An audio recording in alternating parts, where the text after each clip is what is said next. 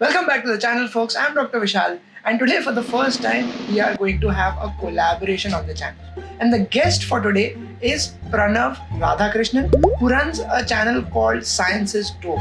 His channel is all about separating facts from various misinformation and conspiracy theories that are rampant on YouTube. Pranav calls them out no nonsense, and it has also brought him on the hit list of many popular creators. But if you're somebody who gets irritated or annoyed by the nonsense that goes around on the internet in the name of science, then you would really love his channel. So, with that, Pranav, welcome to my little video. Thank you. How are you doing? Very kind words. I'm on the hit list. We'll turn the tables around today and we'll ask Pranav to guess things. Curated a list of things that are not really popular these days, bizarre, shocking, even by my standards as a surgeon. So it'll be fun to see if you can guess what we are going to see in. Let's see. I can't wait. Okay, so we'll start with the first one. And are there any guesses for this? What do you think is there in front of you? Yeah. This looks like a torture instrument. Well, no, it is far from a torture instrument. So let me tell you something. It is one. Oh, wait. Yeah. Is this an ancient stethoscope? No. So this is not an ancient stethoscope. This is not a torture instrument. It is something which is exactly the opposite of torture. Something that you would really enjoy. Okay, give me another hint. Tell me which body part. Okay, the biggest hint that I can give is that women, not all, but a lot of them kind of loved it. So this is a pelvic massager which was used back in the day, and it was a legit instrument which was used for a legit disease, which was hysteria, and hysteria has a lot of stories around it. So back in the day, medicine was not as evidence-based and as defined as it is today. Earlier, a lot of things would come under vague things. A lot of symptoms would be collected and put under a vague name like hysteria. So hysteria was when some female is going crazy. She's either laughing or dancing or, just acting unpredictable. And if somebody felt that she needs a treatment, the most common diagnosis was hysteria. And this was one of the things that you would use. So it is a pelvic massager, but in modern days, you would know it as a vibrator. I have a question here. Yeah. How do you use this as a vibrator? So, does it vibrate? I have just seen it and I can roughly imagine how you would use it. But all right, so next one. A guess. Okay. What could this be? So, I can see there's a fan. Yeah. There's a kind of fan which blows air. So far, so good. Some kind of old ventilator, something that help people breathe. Oh yeah, that would be a legit, video. No, that'd be a legit idea if somebody would put these things two together and they'll be like, we knew ventilators back 200 years ago. But, you know what? But I'm starting to think this is something entirely different. And I can see some parts which make me think it has something to do with women again. So it has bellows, so it is obviously meant to push out air.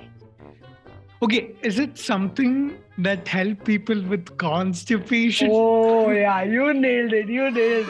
Yeah. Okay, so this is enemas. Okay. But tobacco smoke enemas, dude. Tobacco smoke enemas. Can you imagine? If you're suffering from headache, respiratory failure, abdominal cramps, tobacco smoke enemas with such an ornamental device is what you would have to go through. And they are known, they were expected to stimulate patients' adrenal glands, produce adrenaline. Like I am getting adrenaline just by looking and knowing what. I think all the adrenaline would have been produced before the thing was just looking at it that you know what this can do, where this will go. Yeah, exactly. But and I have another doubt. Like these days we have a lot of lubricants. But I'm not sure in 18th century what options they had. Probably they coated like the outside of the tube in oil or something. I don't know, oil, paraffin wax, what they had. But then I just hope they had something. So this one is, I'm not sure if you can read it, but like if you don't go into the This is a details. chastity belt. Exactly, that's what I also thought the first time. But Okay. I'll give you another shot at it. So it has electricity. It starts with Heidelberg, alternating current, electric belts. What do you reckon? You scares me to make a guess. Is this some sort of punishment or torture device? Far from it. Far from. So it is. You can say the male equivalent of the first one that we spoke about. This was a legit product which was sold for impotence back in the day. Oh. So there were belts of different kinds, alternating current. The idea was to make weak men stronger. As late as 2016, people believed that this would work for erectile dysfunction. So, but 2016, I can't believe that. Like California, dude. Not even like some remote village in some remote country, no. So the more I've been watching internet, the more I realized that Westerners have their own what do you say, things which are obscure, and then they believe misinformation and pseudoscience and it's not just us. They have it also, and it is fairly outrageous. Okay, so yeah. So we were at electric belts, which we now know can cure weak men. So what do we have next? Oh my god. Is this some kind of lobotomy? What is that? He's like cutting open a person's skull. The first thing that caught my attention was that what is this lady doing with the book on her head? Is it some divine, some church doing some exorcism? Okay. I don't know. Yeah, okay. So this is a cool one. Oh, this is trepanation. Okay. So trepanation was basically a very ancient form of neurosurgery. So essentially, when they did not know how brain works and how things work, again we have headache over here. One of the wildest, the most I think barbaric cures for headache is to crack open somebody's skull. There was no anesthesia back then. I really wonder what they gave to sedate the patients and what kind of pain would these guys, endure. So today, if you visit a hospital, you should feel grateful that we have progressed so far. So what we do these days called burr hole surgery, in which you do drill holes in the skull for specific reasons where the intracranial pressure it is called. So the skull is called cranium in medical terms. And once the pressure inside it increases for whatever reason, there could be a blood clot or there could be some tumor which has grown which is pressing upon the skull. So that puts pressure on the organs, the various the brain. Centers inside the brain, and then you have symptoms. So you would like to release that, not like that, not like in the picture. Back in the day, if I was a surgeon, I would not be really happy telling my patient that this is what you need to understand. This is lobotomy. I'm sure. Man, I hate this guy, Walter Friedman. Oh, he got a Nobel Prize also. Yeah, he got a Nobel Prize in medicine. Lobotomy was not just for moody teenagers, it was also done for criminals. Schizophrenia was not really a diagnosis back then, so it was like the blanket surgery for all unexplainable neurological disease. This is bloodletting. Yeah, this is blood. So you tell me about bloodletting, because I believe you must be knowing. So, people thought there were blood-borne diseases, and it's because something in the blood was too high that these diseases were caused, and the cure was thought to be letting a lot of blood out. So yeah. So I think back in the day they still believed in the concept of acha khoon and kharab khoon. It was not just in India, it was around the world.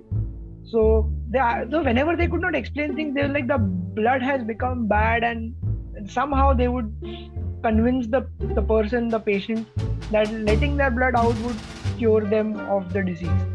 And they obviously did not know about anemia, and they had this blanket treatment. And surprisingly, it is still something that people believe in.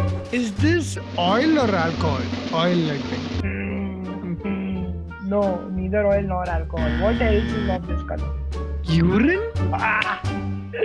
So I thought urine would be the first guess. It is urine, but like in India, it is not cow urine. It is human urine. And that is also being used as treatment till today's day and time. And I Google searched it. The moment you start typing urine therapy, there's like a whole list of things which come up.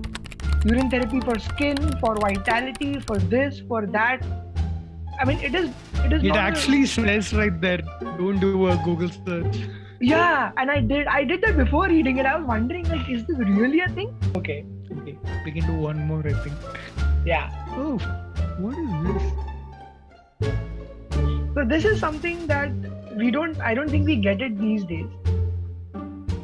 But any guess? Syrup I'm assuming, is this alcohol? No, it is not. Given to children? No. So back in the day when people were supposedly very busy, mothers were busy, they were doing like all sorts of things. Form. So there would be something called a soothing syrup which you could give to children so that they'll be sedated and they will not bother you. Then they had chloroform and morphine and heroin and opium and cannabis and sometimes a combination. 1910. Not that long ago. I mean, I'm assuming this is some fat burning sort of. I think a lot of these are still there. No, you did not read it properly. So there's something called as tapeworms. Oh my god! So people actually ate tapeworms so that the tapeworm would eat some of the food and not give them calories and make them fat. Sanitized tapeworms were a thing. So they were grown in labs, sanitized so that they are sterile. You feed the eggs to the person, so they grow inside the intestine. So what you eat is essentially becomes their food, so you won't get those calories. You can eat, not gain weight, those tapeworms grow inside and it will eventually kill you. Even kill people, okay. Yeah. And these days, in today's day and time, we know that it can cause somebody's intestines to obstruct and it can actually kill a person. So these days we would do a surgery to remove the tapeworm, but it would be outrageous to imagine that for fat loss, weight loss, people would eat tapeworms and allow them to grow inside them. Okay, so with that, I'll wrap up today's video. Thank you for watching and let me know in the comments down below if there's anything else you would like to see, you would like us to discuss. And Science is Dope, linked in the description. Amazing channel. Make sure you drop by, check it out. And with that, I'll see you in the next one. Thank you, Pranav. Thanks once again. Thank you, doctor.